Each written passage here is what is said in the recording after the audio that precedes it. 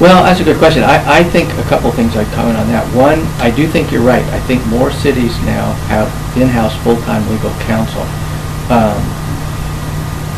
There were relatively few, I think, when I started. The very biggest cities, Seattle and Spokane and Tacoma, had, and I don't know how many really, but I'm sure now there are many more. You go down to cities the size of Mount Vernon has their own full-time in-house counsel, Anacortes, and a lot of cities that probably didn't back then. But I think that part of the reason they have in-house counsel is because of what I mentioned earlier. The complexity of municipal law has become so much more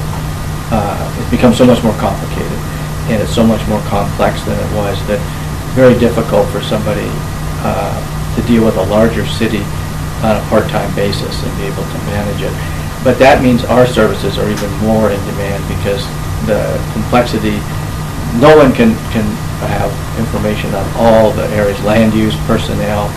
You know, we've got open meetings, public records, we've got public works, bidding requirements.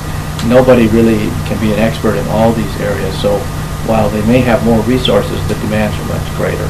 And we still, I think, play a key role even with those in-house counsel. But beyond that, most of the cities still, even having said that, in-house counsel, I'll bet less than, I don't know, 10% of the cities in Washington have full-time in-house counsel.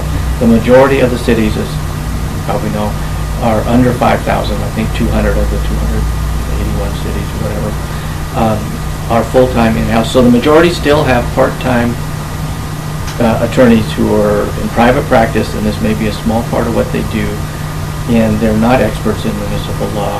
And for all those cities, they still turn to us, you know, for the real expertise in these areas. And so while more have, you know, resources available, the majority don't have what they really need, I think.